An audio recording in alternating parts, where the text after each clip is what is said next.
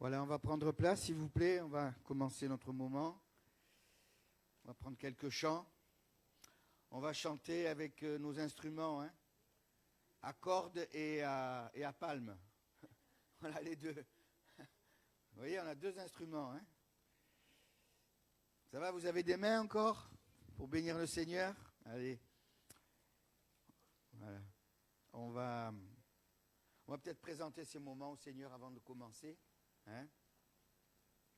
Et on va prier pour ma belle-sœur. Je l'ai eue lundi. Bon, elle n'était pas bien, elle avait fait une chimio le vendredi. Et là, j'ai appris par Jean-Claude et Valérie qu'elle a été transportée hier soir à l'hôpital Sainte-Anne.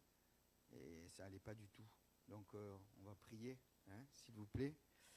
On va demander à Jean-Claude et à André Watteau de prier, s'il vous plaît.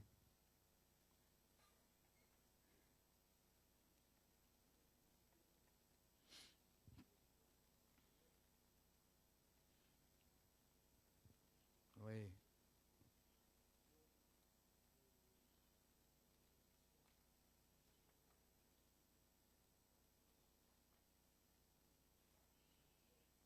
Oui.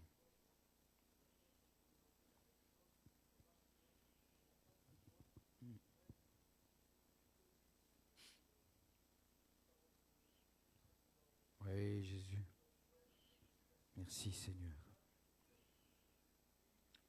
Oui, Jésus.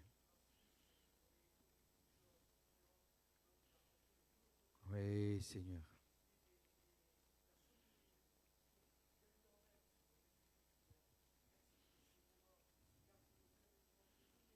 Oui, Seigneur, ta grâce. Oui. Amen, amen.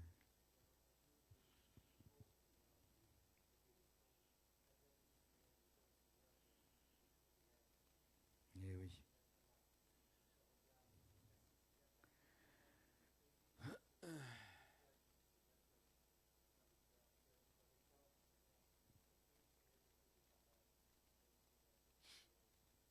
Gloire à Dieu.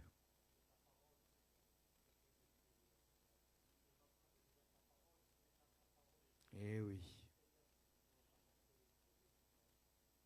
Pose ta main, pose ta main.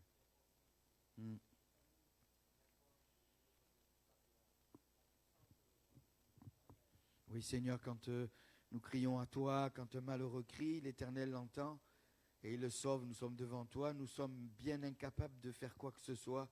C'est toi qui as reçu le pouvoir, l'autorité, Seigneur, et je te prie d'étendre ta main, déjà que ce soir nous ayons des bonnes nouvelles, Seigneur, et qu'elle puisse reprendre des forces dans son corps pour supporter cette chimio. Seigneur, bénis-la, s'il te plaît, bénis-la, mets la paix dans son cœur. Bénis Francis, Seigneur, accorde ta grâce à ce couple. Tu es vivant, Seigneur. C'est parce que tu es vivant que nous t'invoquons. C'est parce que tu es fidèle que nous t'invoquons. C'est parce que nous t'aimons que nous t'invoquons, Seigneur. À toi la gloire. Pose ta main, étends ta main, Seigneur. Ta main qui prenait, qui guérissait. Tu es le même, Seigneur. Alors touche-la dans son corps. Touche-la dans son corps. Amen. Amen. Amen. Le Seigneur entend, hein? Croyez que le Seigneur entend, hein? Amen. On va prendre, on va chanter dans la présence du Seigneur, quelques petits chœurs. On va chanter le numéro 8. Voilà, c'est des chants qu'on connaît par cœur, hein? J'aime ce petit chœur parce qu'il dit ceci. Bon, à nouveau réunis pour louer le Seigneur. À nos besoins, il répond. Amen. Je pensais à la parole de Paul quand Paul dit « Faites connaître tous vos besoins à Dieu par des prières et des supplications. » Faites connaître vos besoins à Dieu. Qui c'est qui a des besoins ici? C'est drôle, tout le monde lève la main. Il y en a qui lèvent deux mains là-bas au fond. Eh oui. Eh bien, à nos besoins, il répond. Amen. Allez, on le chante. À nouveau réunis pour louer le Seigneur. À nouveau réunis d'un même cœur. besoins, il répond. Oui, notre Dieu est bon, à nouveau réunis pour louer le Seigneur. On va le reprendre avec nos palmes. Là, vous avez pris juste vos cordes. Alors, on va prendre nos palmes. C'est pas que pour aller à la plage, les palmes, hein, mais aussi c'est pour glorifier Dieu, nos mains. À nouveau réunis pour louer le Seigneur. À nouveau réunis d'un même cœur. À nos besoins, il répond, oui, notre Dieu est bon, à nouveau réunis pour louer le Seigneur. Eh oui, on se rassemble et on bénit. Vous savez, quand on chante, on le loue, hein. Le livre des psaumes, c'est que des chants. Il y a combien de psaumes? Taisez-vous là. 125, 160, il y en a pas 150. Non, il y en a 150. Si je dis 160, tout le monde dit Amen. 150 psaumes, il y a. Voilà. Et le psaume le plus long, c'est le psaume 119. On va chanter le 48.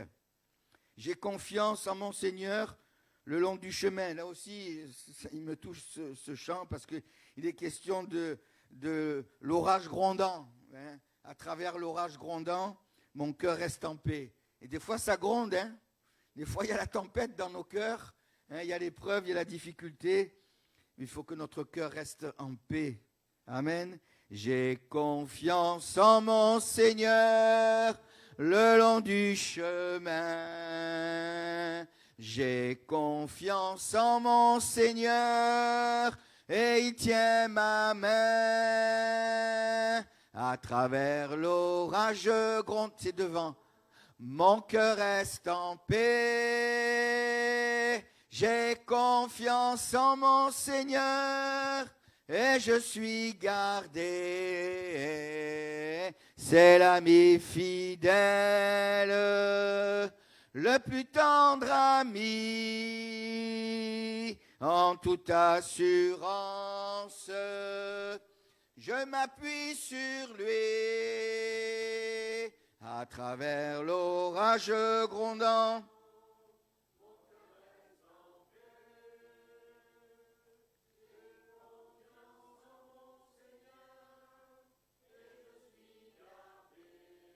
Amen. Je n'ai même pas besoin de vraiment, vous chantez bien. Des fois, c'est bien qu'on s'arrête de chanter parce qu'on couvre un peu. Mais si on s'arrête, on vous entend chanter et vous chantez très bien. Très bien. Et ce n'est pas pour vous flatter, mais c'est la vérité. 72. La joie est dans mon cœur parce que j'ai gagné au loto. Ah non, c'est pas ça. Parce que Jésus est mon roi. Amen. La joie est dans mon cœur car Jésus est mon roi, il est ma délivrance et mon libérateur, il est le tout puissant, il marche devant moi et la joie. Et, allez les sœurs, la joie est dans mon cœur. Plus fort.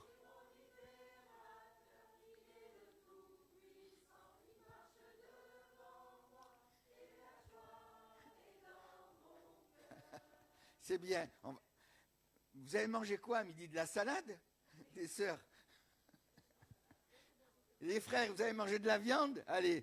La joie est dans mon cœur car Jésus est mon roi, il est ma délivrance et mon libérateur, il est le tout puissant, il marche devant moi et la joie est dans mon cœur. Allez ensemble.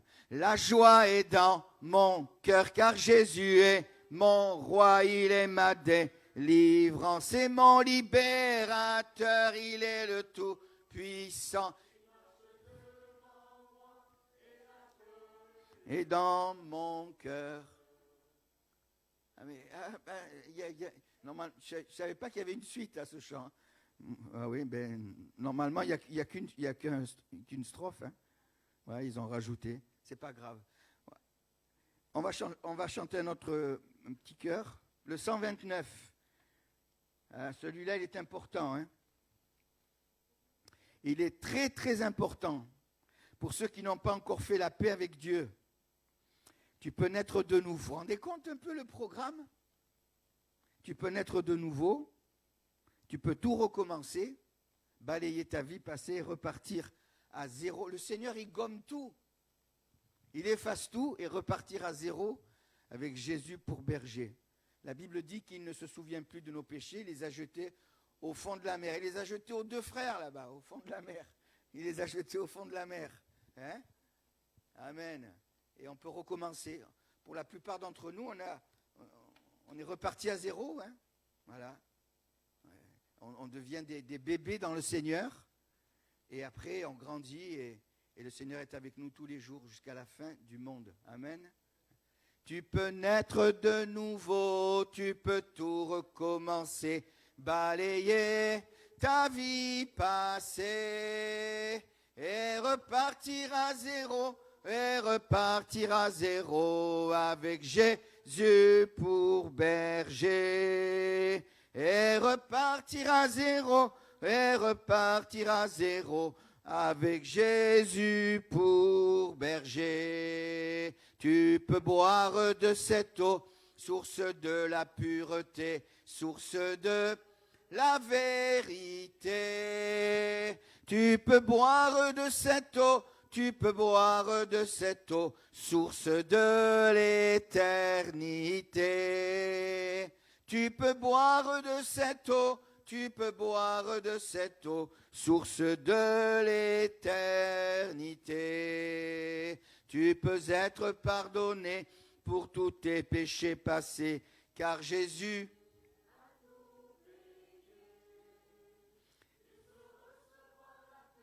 tu peux recevoir la paix, source de la liberté, et repartir à zéro.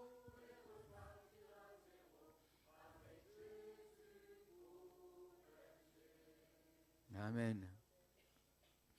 On reçoit la paix et on est libéré. C'est Jésus qui dit, si le Fils vous a franchi, vous serez réellement libre. Réellement libre. Amen. C'est vers toi que je me tourne. On ne se tourne pas vers n'importe qui, on se tourne vers le Seigneur. Le numéro 20.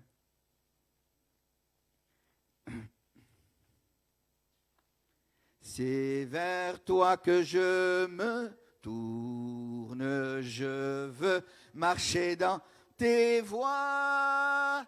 J'élève mes mains pour te rencontrer, mon cœur désire te chanter, pour bénir et célébrer ton saint nom, car tu es fidèle et bon. Seigneur, oh Seigneur, je veux te donner. Seigneur, oh Seigneur, ma vie à jamais. Mes yeux contemplent ta gloire, ta vie. Ta paix et ta joie inondent mon cœur, toi seul mon bonheur. Je veux proclamer que tu es celui qui chaque jour nous bénit. Seigneur, oh Seigneur, je veux partager. Seigneur, oh Seigneur, ton éternité. C'est nous qui décidons. Hein. Seigneur dit que la porte est ouverte. Et c'est nous qui décidons et que nous disons au Seigneur, je veux partager avec. Vous vous rendez compte, on va partager l'éternité. Hein. Là, on va durer quoi? Allez, une centaine d'années. Un peu plus pour les plus costauds. Hein. Mais après, c'est l'éternité. Et c'est le plus important, hein, de partager l'éternité avec le Seigneur. Hein. Que Dieu soit béni, que Dieu vous bénisse abondamment. On va terminer avec le 62. Jésus, nous t'adorons. Jésus, tu es souverain. C'est lui le maître. Hein. Nous ne sommes pas grand-chose, mes frères et mes sœurs. Aujourd'hui, on est là, demain, on n'y est plus. Hein. C'est Jésus, nous t'adorons. Vous le connaissez? C'est un tout petit cœur. Hein. On va faire comme en Afrique, on va le chanter 3 ou 4 fois.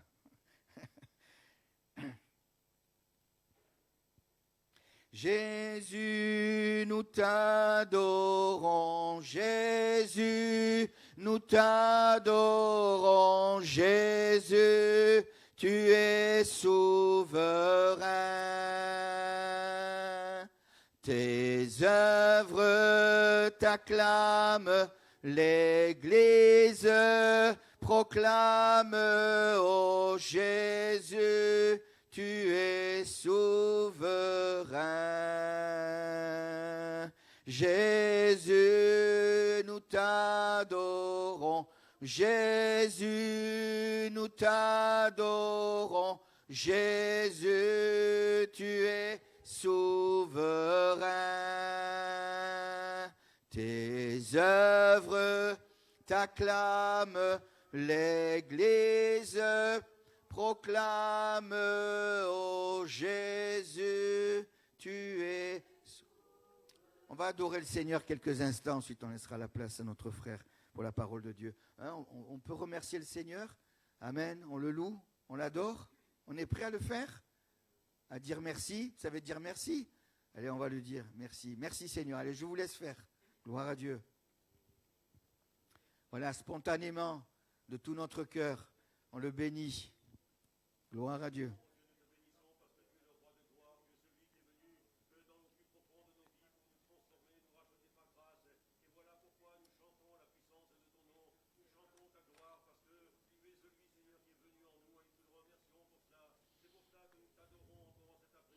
Oui. Gloire à Dieu.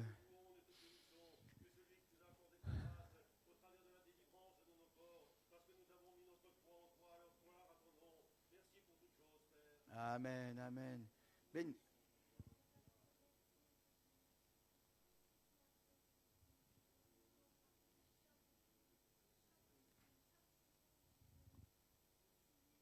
Eh oui.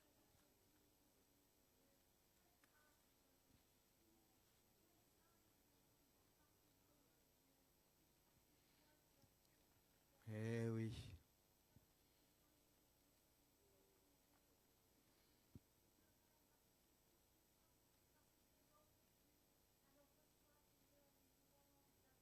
Amen. Tu es digne d'adoration, Seigneur. Oui, nous nous prosternons devant toi. Mm-hmm.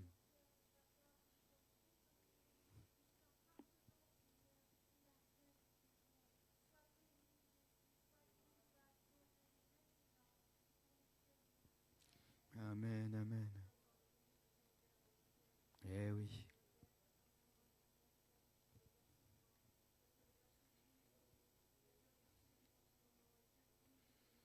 Oh, Rabakantaka. Eh oui. Amen.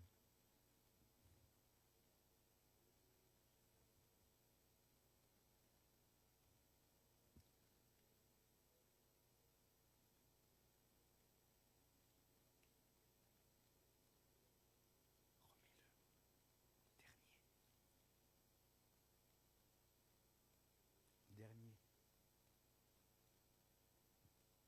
Amen.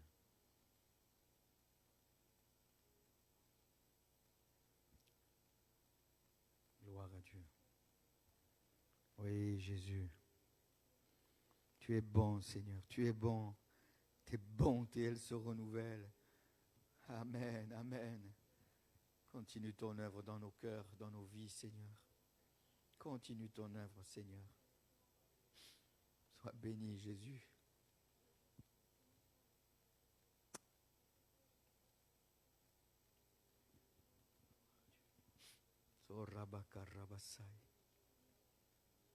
Dieu de gloire, Dieu de gloire.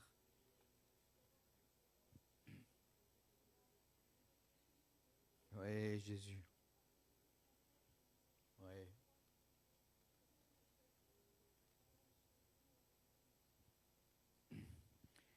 Jésus, nous t'adorons. Jésus, nous t'adorons. Jésus, tu es souverain. Tes œuvres t'acclament, l'Église proclame, ô Jésus, tu es souverain. Amen. Voilà, je vais laisser la place à notre frère Bernard. Il va nous apporter la parole de Dieu. Que Dieu vous bénisse.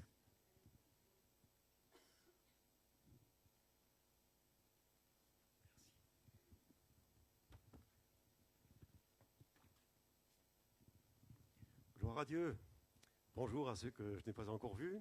Soyez les bienvenus dans cette réunion cet après-midi, parce que nous soyons croyants de longue date ou que nous soyons des nouvelles personnes ou venant depuis quelque temps dans l'Église, eh bien, nous avons tous besoin d'une parole venant de la part de Dieu. Et lorsque j'ai reçu le planning pour faire les réunions, j'avais préparé un message, mais il y a une semaine environ, eh bien, le Seigneur m'a donné autre chose à partager avec vous cet après-midi.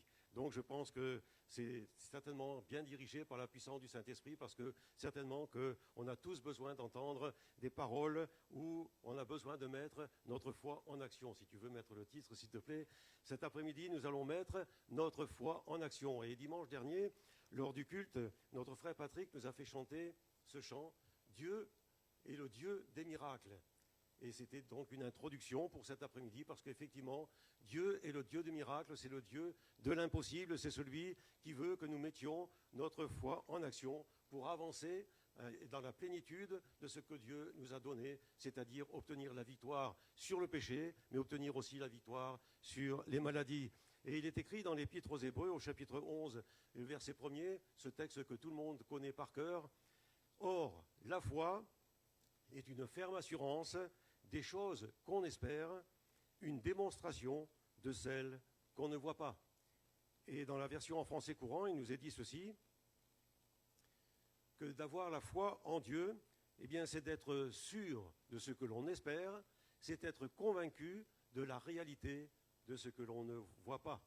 Dans une autre version, il est dit, la foi est une manière de posséder déjà ce que l'on espère, un moyen de connaître des réalités que l'on ne voit pas. En français, le mot espérance, il va avec le verbe espérer. Le mot baptême va avec le verbe baptiser. Le mot action va avec le verbe actionner ou agir. Mais la foi, avec quel mot, avec quel verbe va-t-il ? Eh bien, ce mot foi va avec le verbe croire. Avoir la foi, c'est croire, et vice-versa. Croire, c'est avoir la foi, mais c'est aussi croire, c'est agir. Croire, c'est faire quelque chose. En l'occurrence, ici, c'est se confier en Dieu, c'est se fier à ce que Dieu peut faire, c'est pouvoir compter sur lui, c'est pouvoir également s'appuyer sur sa parole, parce que la foi vient de la parole de Christ. La foi, qui est un don de Dieu, est donnée à tout individu, à qui que ce soit pour vous, que ce soit pour moi, aux gens de la rue, à ceux qui sont emprisonnés, pour qui que ce soit, hommes ou femmes. Cette foi peut être exercée à tout moment et spontanément, mais à condition de pouvoir s'approcher de Dieu, grâce à la volonté personnelle et au profond désir du cœur que nous pouvons faire cette démarche d'avoir la foi. Paul va dire dans l'Épître aux Romains et au chapitre 10 et au verset 9 à 10, « Si tu confesses de ta bouche le Seigneur Jésus, et si tu crois dans ton cœur que Dieu l'a ressuscité des morts, tu seras sauvé. Car c'est en croyant du cœur qu'on parvient à la justice, et c'est en confessant de la bouche qu'on parvient au salut, selon ce que dit l'Écriture, quiconque croit en lui ne sera point confus. » Croire Dieu, croire Jésus-Christ, c'est avoir un acte d'amour qui devient un acte de vie. Parce que la foi fait vivre, la foi fait revivre, la foi fait renaître, la foi fait ressusciter. Dans l'Évangile selon Jean, au chapitre 11 et au verset 25, Jésus dit « Je suis la résurrection et la vie, celui qui croit en moi vivra. » Au siècle dernier, le grand évangéliste Smith Wigglesworth a dit ceci lors d'une de ses campagnes d'évangélisation. Votre foi ne pourra jamais croître tant que vous n'agirez pas. Votre foi ne pourra jamais croître tant que vous n'agirez pas, tant que vous ne mettez pas en action la foi que Dieu vous a donnée, eh bien votre foi ne grandira pas.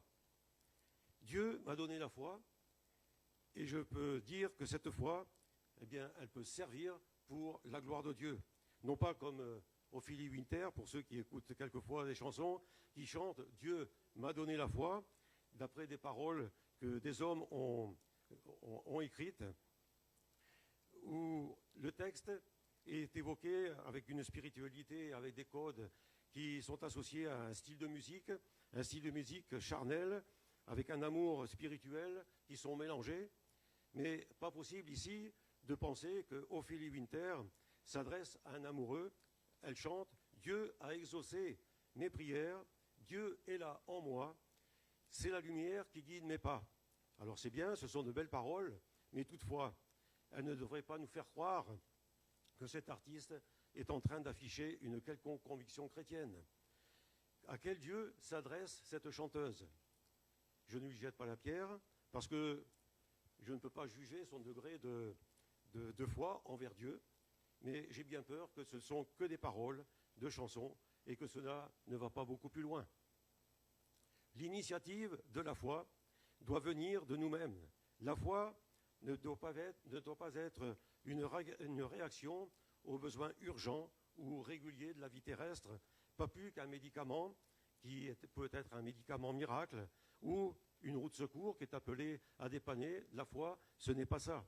La foi est un don de Dieu, c'est une partie de Dieu qui nous a été donnée d'abord pour connaître le Tout-Puissant et ensuite d'établir une relation d'amour spirituel et de communion avec notre Dieu. Amen. Nous pourrions nous passer de certaines grâces, mais nous ne pouvons pas nous priver de la personnalité bénie de Jésus. Le texte suivant éclaire ce que je dis dans le psaume 9 et au verset 11. « Ceux qui connaissent ton nom se confient en toi, car tu n'abandonnes pas ceux qui te cherchent, ô Éternel. » Quand les disciples ont dit au Seigneur « Augmente-nous la foi », et le Maître leur a répondu « Si vous commenciez par employer la petite foi que vous aviez, eh bien, vous pourriez déplacer les montagnes, vous pourriez déraciner des arbres. Rien ne vous serait impossible. » Vous pourrez retrouver ces textes dans Matthieu 17 et dans Luc 17 également. Et si vous pensez et reconnaissez que vous n'avez que peu de foi, eh bien, cela signifie que vous avez déjà un trésor. Vous avez un capital à faire travailler en vous, une énergie formidable à libérer en faveur des autres et pour vous-même. La foi communique l'énergie. La foi communique le dynamisme. La foi communique la vraie raison de vivre.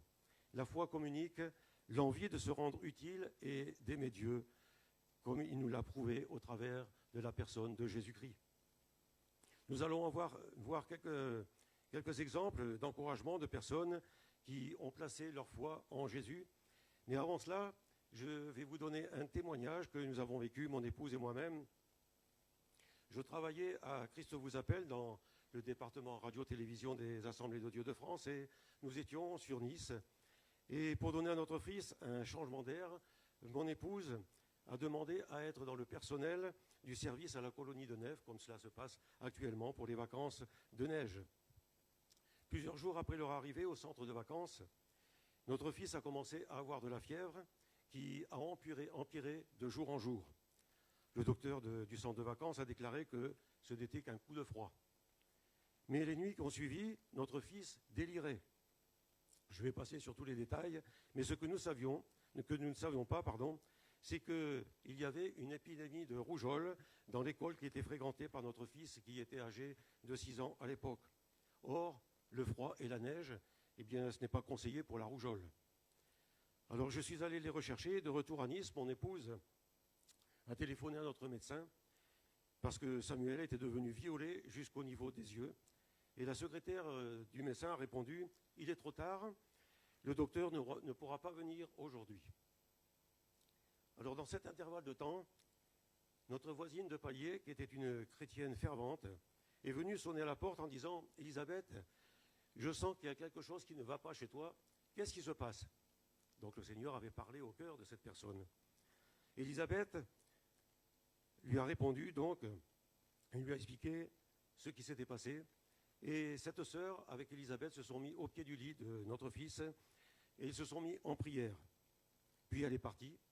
La fièvre est tombée, mais le lendemain matin, le médecin est arrivé et après consultation, il a appelé d'urgence une ambulance pour faire entrer à l'hôpital notre fils. C'est à l'hôpital Lanval de Nice, un hôpital spécialisé pour les enfants.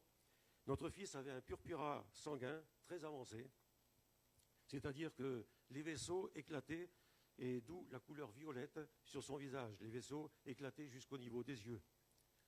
Quand le professeur de l'hôpital a vu, il a dit ceci, qu'il conservait d'abord notre fils en observation, mais vous avez de la chance, parce que le purpura s'est arrêté au niveau des yeux. Au-delà, votre fils ne serait plus là.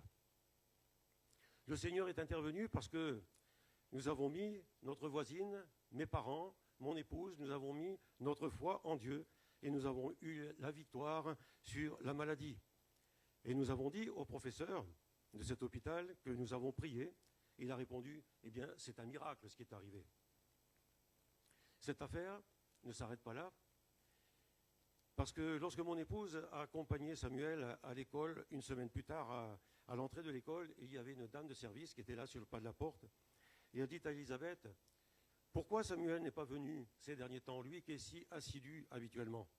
Et ma femme lui a expliqué ce qui était arrivé, et cette dame a fondu en larmes, parce que son fils venait de perdre la vie de la même chose que ce que Samuel avait eu, un purpura sanguin fulgurant. Il y avait une différence entre cette dame et nous, c'est que malheureusement pour elle, elle ne connaissait pas le Seigneur, mais que nous avons mis notre foi en Dieu, que nous avons placé notre foi en Dieu, et que c'était le Dieu de l'impossible qui a répondu, et nous pouvons dire gloire à Dieu. J'ouvre ici une parenthèse au sujet de notre voisine, qui était la voisine de palier, à Nice. C'était une femme de prière, avec un mari incrédule, non croyant.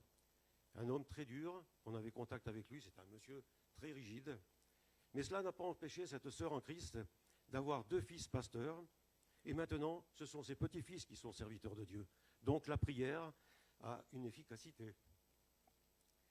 Lorsque l'on met notre foi en action, on peut dire que Dieu est présent. Tu connais certainement les frères Antoine.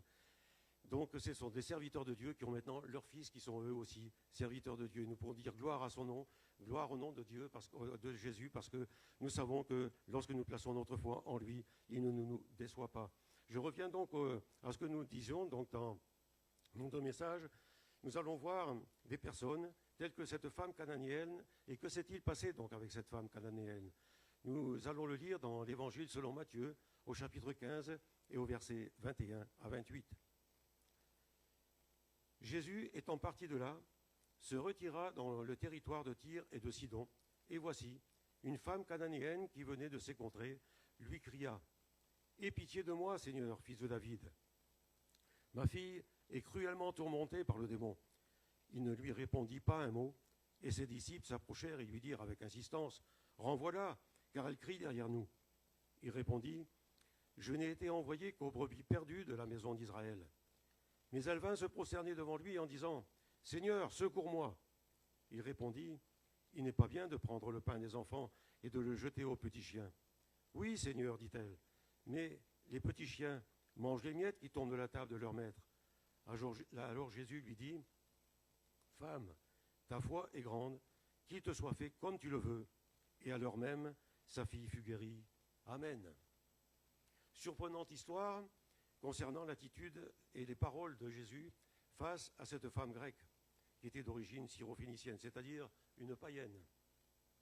Ce récit nous dévoile une nouvelle facette de la volonté du Maître, soit d'éduquer, soit d'éprouver, ou soit de rémunérer la foi de ceux qui viennent à lui.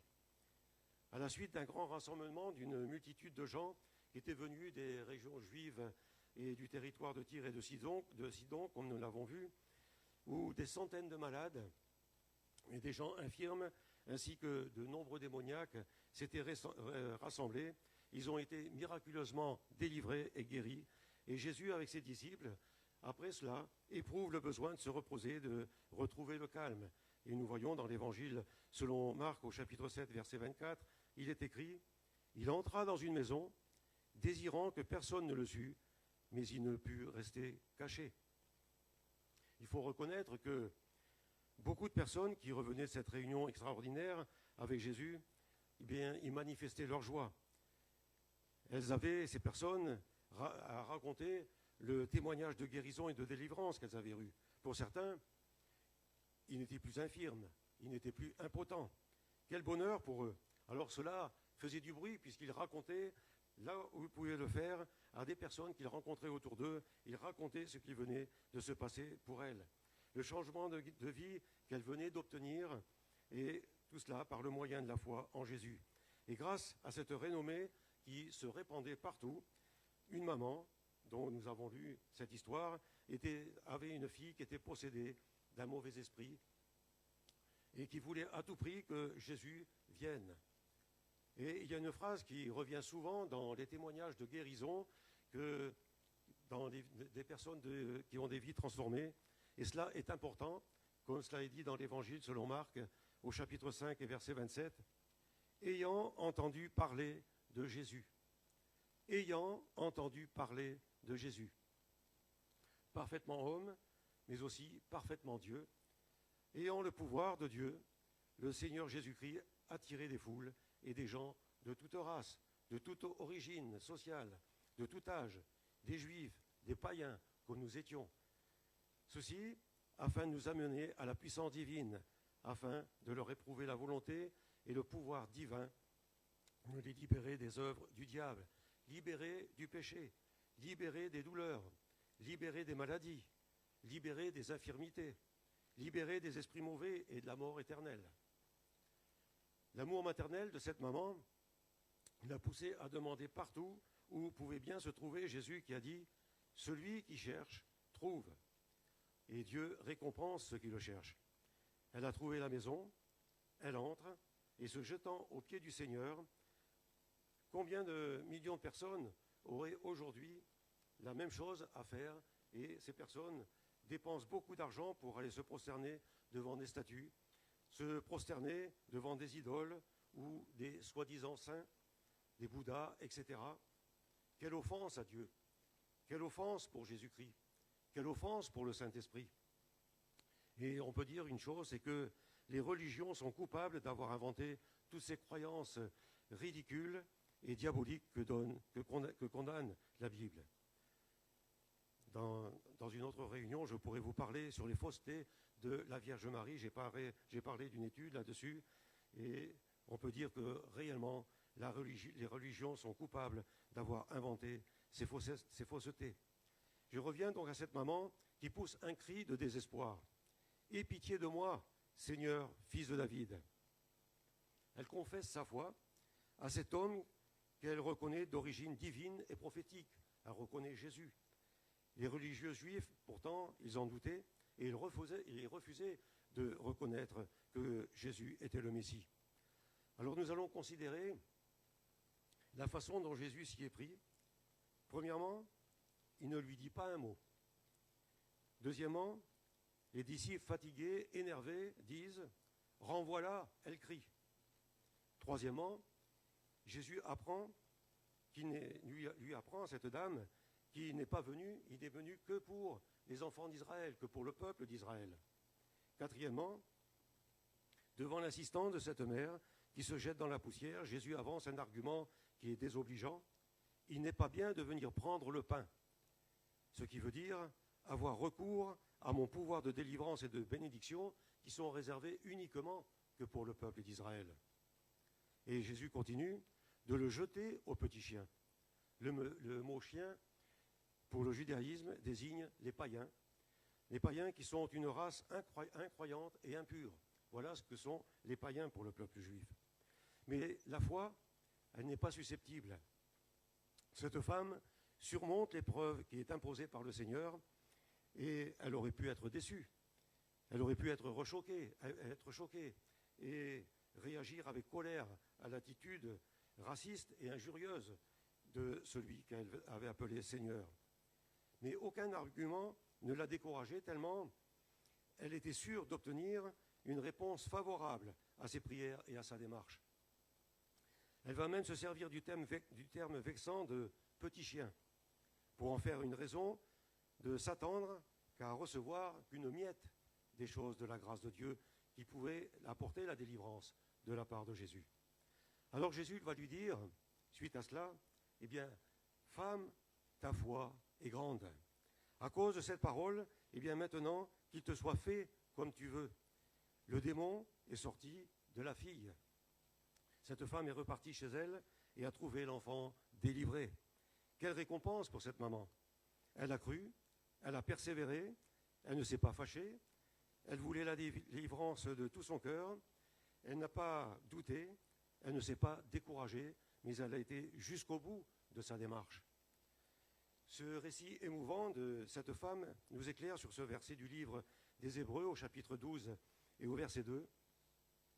« Ayant les regards sur Jésus, le chef et le consommateur de la foi, qui, en vue de la joie qui était réservée, a souffert la croix, méprisé l'ignominie, et s'est assis à la droite de Dieu. » On pourrait traduire ce verset par ces mots, « Tournant nos regards sur Jésus, l'initiateur de la foi, qui a fait réussir la joie qui nous était réservée. » Ce verset en grec nous dit « qui mène la foi à son accomplissement ».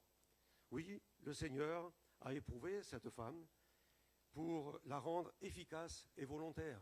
Et parfois, le Seigneur veut nous faire, comme pour cette dame, attendre dans certaines situations afin de nous montrer que nous avons besoin de persévérance. Il n'y a pas longtemps, notre frère nous a parlé sur la persévérance et nous avons besoin de continuer à persévérer afin de nous montrer qu'en arrivant à la fin des temps, eh bien, que nous puissions profiter de cette admirable leçon de foi que cette maman a eue envers sa fille. Nous pouvons dire merci au Seigneur d'avoir part à cet exemple, que le Seigneur a pensé à nous et à notre volonté de progresser dans la foi afin d'obtenir l'exaucement dans nos prières. Nous devons retenir 7 choses, 7 points importants qui nous sont donnés par ces versets de la parole de Dieu. Le premier, c'est que nous devons chercher Dieu. Dans Ésaïe chapitre 55 et au verset 6, « Cherchez l'Éternel pendant qu'il se trouve, invoquez-le tandis qu'il est prêt. » Deutéronome chapitre 4 verset 29, « Tu chercheras l'Éternel ton Dieu et tu le trouveras si tu le cherches de tout ton cœur et de toute ton âme. » Le prophète Amos également, au chapitre 5 verset 4, dira ceci, « Cherchez-moi et vous vivrez. » Le deuxième point, Jésus reçoit quiconque vient à lui comme il le faisait autrefois. Matthieu chapitre 11 verset 28, « Venez à moi, vous qui êtes fatigués et chargés, et je vous donnerai du repos. » Le troisième point, juifs ou païens, quel que soit leur rang, c'est-à-dire toute personne de notre société, de toute langue, de toute race, de toute condition de vie, eh bien Jésus les reçoit, chacun d'entre eux, à seule fin que son pouvoir de grâce puisse intervenir pour chacun. L'Évangile nous relate des cas différents de diverses personnes, tels qu'un officier romain, un infirme, un sourd et muet, la femme païenne dont nous avons lu le texte tout à l'heure, un lépreux, un chef religieux, 2 aveugles et bien d'autres cas également. Mais aujourd'hui, qu'en est-il? Eh bien la réponse, c'est dans Hébreux au chapitre 13 et verset 8. C'est que Jésus est le même hier et aujourd'hui et éternellement. Le quatrième point, pour que de nombreuses âmes découvrent le merveilleux ministère de pardon et de guérison divine, il faut parler de Jésus. Il faut pouvoir témoigner de ses œuvres. Il faut pouvoir avoir des prières qui soient exaucées. Que notre vie soit transformée, montrer aux gens que nous avons un bonheur à leur accorder. Du bonheur d'être sauvés et surtout de savoir que nous avons la vie éternelle en Jésus-Christ. 2 Timothée chapitre 4 verset 2 nous le dit, « Prêche la parole, insiste en toute occasion, favorable ou non, reprend, censure, exhorte avec toute douceur et en instruisant. » Le cinquième point, croire, c'est vouloir. C'est avoir l'assurance d'être secouru, l'assurance de persévérer et de ne pas se décourager, mais aussi de ne pas se fâcher si le Seigneur retarde son intervention. C'est lui qui est le souverain maître, c'est lui qui décide et qui dirige toutes choses dans les bénédictions qu'il veut nous accorder. Que ses grâces et sa délivrance nous soient accordées au temps convenable, quand cela sera le moment venu. Dans l'évangile selon Marc, au chapitre 6 et au verset 23, il est dit « Tout est possible à celui qui croit ». La foi persévérante, c'est pour le 6e point, est toujours honorée et récompensée. Au centenier, Jésus a dit dans l'évangile selon Matthieu, au chapitre 8 et au verset 10, « Je vous le dis en vérité, même en Israël, je n'ai pas trouvé une aussi grande foi. » À cette femme païenne, Jésus va aussi rendre hommage en disant dans l'évangile selon Matthieu, chapitre 15, verset 28, « Femme, ta foi est grande, qu'il soit fait comme tu veux. » Aux 2 aveugles qui ont cru et persévéré, malgré leur cécité, Jésus les récompense parce que par ses paroles, dans l'évangile de Matthieu, chapitre 9 et verset 29, « Alors il leur toucha les yeux en disant, « Qu'il vous soit fait selon votre foi. » Et leurs yeux s'ouvrirent. Le 7e point, c'est que Jésus chasse les démons à distance par sa parole. Son pouvoir n'est pas limité à l'imposition des mains, mais par sa puissance, il dit et la chose s'accomplit. Nous pourrons le voir tel que dans la résurrection de Lazare, Jésus ne l'a pas touché, il a simplement prié. Dans l'évangile de Jean, chapitre 11, versets 41 et 43, Jésus leva les yeux en haut et dit, « Père, je te rends grâce de ce que tu m'as exaucé. » Déjà, Jésus, au travers de cette prière, voyait déjà la récompense, voyait déjà l'exaucement de sa prière. Et au verset 43, il cria d'une voix forte, « Lazare sort !» et le mort sortit. Donc il y avait la réponse à la prière qui était faite, mais Jésus n'a pas touché, n'a pas imposé les mains à Lazare.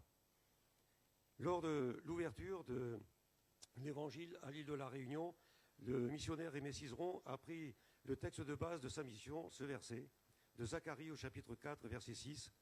Ce n'est ni par la puissance, ni par la force, mais c'est par mon esprit, dit l'Éternel des armées. Aujourd'hui, au travers de tous ces mots, de cette prédication, de ce message que vous entendez, eh bien, je ne force personne, mais c'est tout simplement par l'Esprit de Dieu que ce message de foi est apporté et que vous pouvez mettre aussi, vous, votre foi en Dieu. Et cet après-midi, je ne vais pas étaler le nombre de guérisons et de miracles que j'ai pu voir durant mes 76 ans d'église ou de mes 60 ans de conversion au christianisme, mais je peux dire que Dieu a agi par le moyen de son Fils Jésus de différentes manières. Et j'ai vu agir de différentes façons les guérisons qui ont pu être données. Je peux dire que Dieu agit par le moyen de son Fils Jésus de différentes manières. Et voyant comment Dieu agissait, eh bien, j'ai gardé la foi. Parce que je sais que Dieu est un Dieu de miracles. Il est le Dieu de l'impossible. Vous ne savez peut-être pas comment vous y prendre pour obtenir la délivrance de votre problème.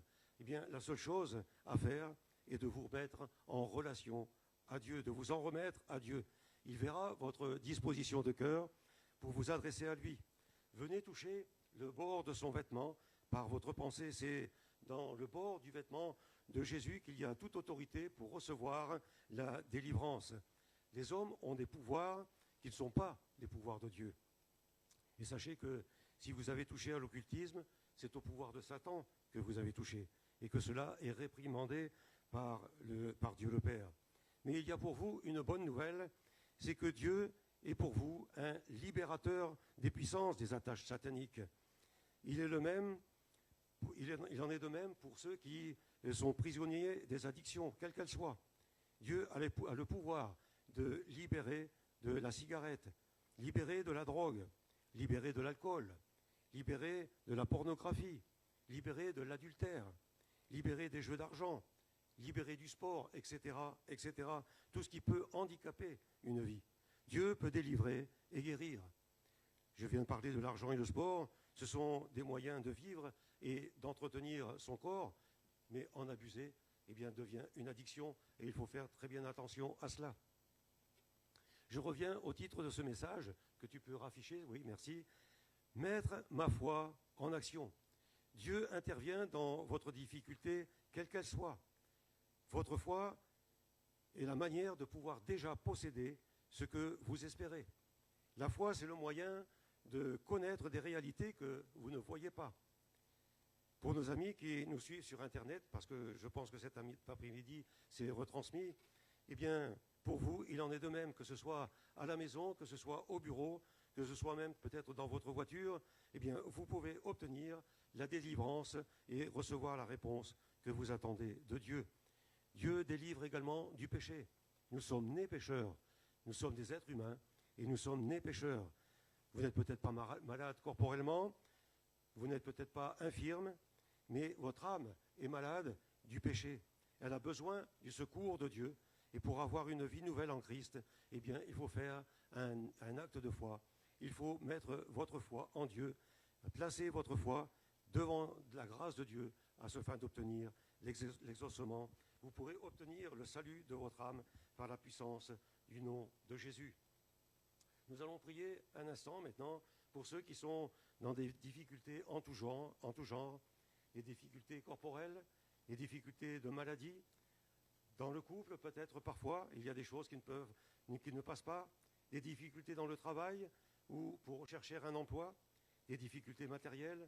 Eh bien, pour ceux qui sont dans ce cas-là, si vous voulez obtenir une délivrance, eh bien, je vous invite à vous avancer ici sur le devant, parce qu'en venant ici, eh bien, c'est une démarche de foi que vous faites, une démarche de foi pour obtenir la délivrance, pour que vous voyez s'accomplir la chose. Donc, si vous avez un besoin, eh bien, avancez-vous. Nous allons prier. Je demanderai à notre frère Marc de bien vouloir prier collectivement pour vous. Il n'est pas forcément obligé d'imposer les mains, mais vous pouvez vous approcher et le Seigneur saura vous donner tout ce dont vous avez besoin.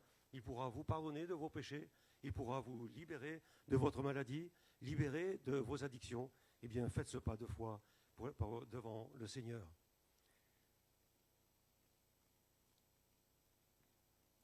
Gloire à toi, Jésus. Alléluia. Gloire à ton nom. Marc, si tu veux venir pour prier, s'il te plaît.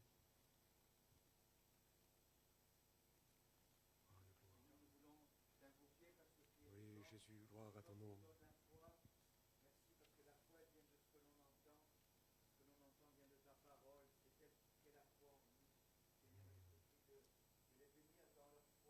Oui, Jésus. Alléluia.